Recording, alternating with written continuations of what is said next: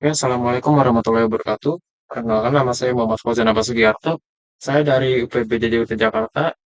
Saya dari Fakultas Sains dan Teknologi, jurusan Saya Sistem Informasi. Pada video kali ini, saya akan menjelaskan hasil pengerjaan tugas Praktik 3 mengenai implementasi Vue.js untuk sistem pemesanan dan distribusi bahan ajar ya, universitas terbuka atau disingkat SITA. Pada aplikasi yang saya buat, terdapat dua fitur utama, yaitu stok bahan ajar dan tracking delivery order.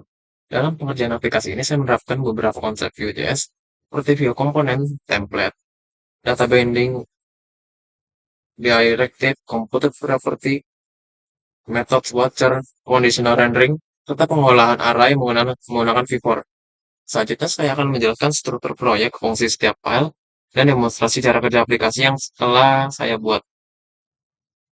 Untuk penjelasan di sini saya akan menggunakan file-file dari index.html, appmodal.js, app.js, layout-tracking.js, main.js, order-form.js, status-based.js, stock-table.js, dan juga style.css ada di atas. Untuk awal-awal, file index ini merupakan halaman utama aplikasi. Pada file ini, saya membuat struktur data tampilan website untuk memanggil file CSS desain antarmuka, memanggil library Vue.js, serta akan menampilkan komponen yang akan digunakan dalam aplikasi. Untuk div ID app ini adalah root elemen Vue yang menjadi tempat seluruh aplikasi dijalankan. Lalu untuk button di sini, saya menggunakan event handler klik untuk berpindah antara halaman, stok bahan ajar, dan tracking delivery order. Untuk stok table do tracking,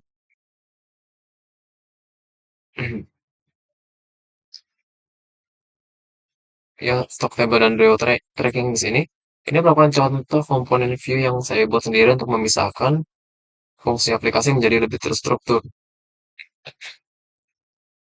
Oke, sudah. Kita lanjut ke app.js. Di sini, file ini digunakan untuk file utama Vue yang berfungsi sebagai pusat data aplikasi. Untuk cons app sama dengan Vue create app ini, dia digunakan untuk membuat aplikasi Vue. Untuk datanya di sini, dia berisi data yang dia gunakan di aplikasi seperti data stok, daftar PBJJ, tracking, kategori, dan juga paket. Lalu untuk mounted, di sini mounted digunakan untuk mengambil data dari file JSON saat aplikasi pertama kali dijalankan. Lalu untuk fetch, fetch di sini mengambil data bahan ajar dari file JSON, kemudian menyimpannya ke dalam data view. Kita lanjut ke data bahan ajar.json. Di sini berisi semua di sini berisi semua file yang digunakan sebagai sumber data aplikasi. Ada dari menyimpan data bahan ajar, menyimpan data tracking delivery order, menyimpan daftar UPBJJ yang digunakan untuk pada drop-down filter, dan juga menyimpan daftar kategori bahan ajar. Di sini saya tampilkan dulu coding-codingannya.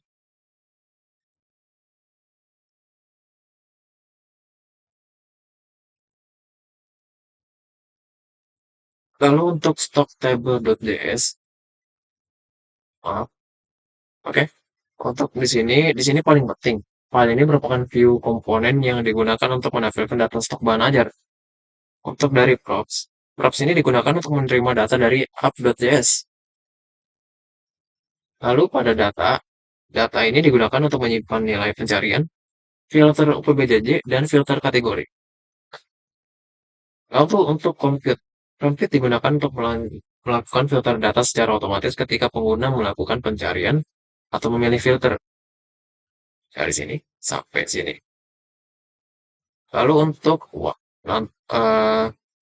untuk watcher digunakan untuk memantau perubahan data filter, kategori, dan UPBJJ. Di sini ada dua. Lalu untuk metode ini digunakan untuk mengembalikan seluruh filter ke kondisi awal melalui tombol reset filter.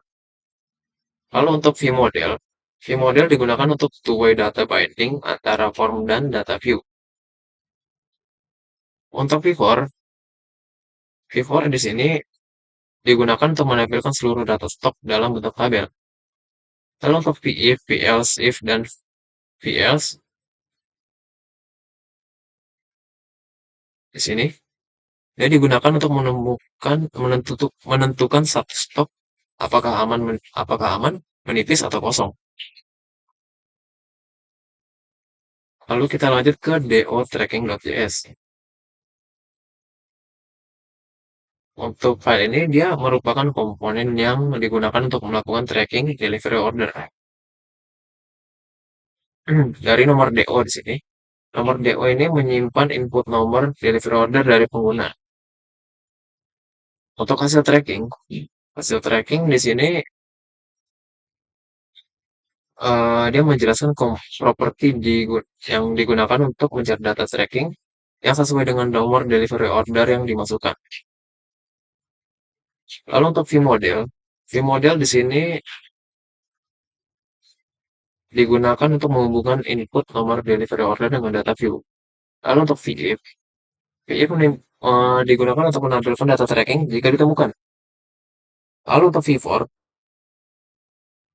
di sini digunakan untuk menampilkan lewat perjalanan paket.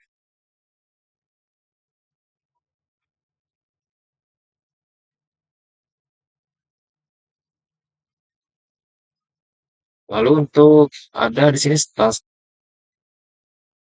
ada namanya status batch JS. Di sini dia komponen view yang digunakan untuk melakukan pencarian dan pelacakan delivery order berdasarkan nomor DO yang dimasukkan pengguna. Di sini hanya ada segini kodenya. Silakan dilihat. Lalu, oh maaf tadi saya salah. Uh, Status batch ini dia digunakan sebagai tambahan untuk menampilkan status dalam bentuk label atau batch sehingga informasi status lebih mudah dibaca pengguna.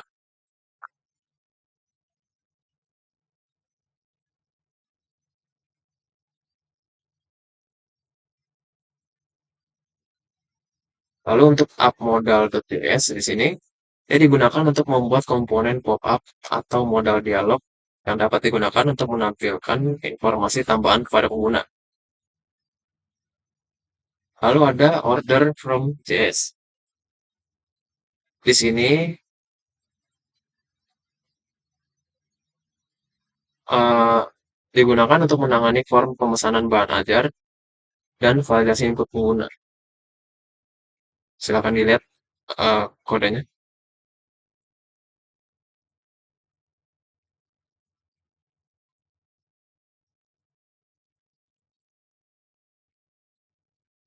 Oke, lalu terakhir ke main.js.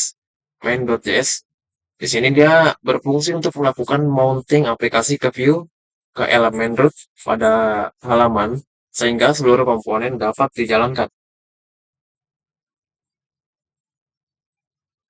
Lalu untuk style.css di sini seperti biasa dia digunakan untuk mengatur tampilan antarmuka aplikasi seperti layout, warna, tabel, form input, dan elemen visual agar lebih mudah digunakan.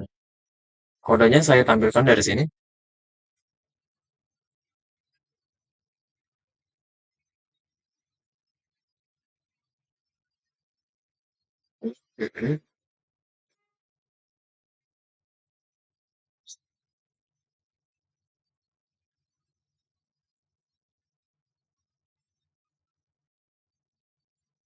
Oke, selesai. Lalu kita akan lanjut ke live server ya. Kita mulai memang harus dari index.html. Open with live server.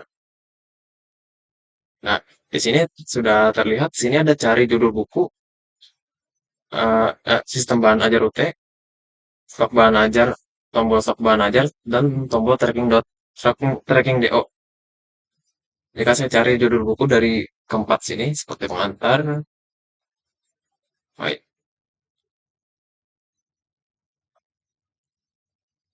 Nah, ini berhasil, berhasil dan tidak ada kesalahan. Jika saya menulis sesuatu yang salah, dia akan tidak akan memunculkan apa-apa. Di sini juga ada untuk kategori kotanya. Jika saya tulis Jakarta, pilih Jakarta, dia akan muncul seperti ini. Begitu juga dengan yang lain. Dan satu lagi, MK wajib memang tidak ada, MK pilihan yang ada. Lalu di sini saya juga ada fitur untuk mereset filter di sini. Nah, sudah terlihat bahwa kode yang tadi untuk mereset filter sudah berhasil sempurna, tidak ada kesalahan. Lalu eh, dengan begitu saya akan tampilkan ke tracking DO sekarang. Di sini tracking delivery order. Coba untuk pertama kali kita masukkan DO yang salah. Seperti ini. Sini terlihat di sini ada nomor DO terlalu pendek dan juga data tidak ditemukan. Jika nomor DO yang saya tulis panjang, lebih dari 4, berarti data itu memang lebih panjang tapi data tidak ditemukan.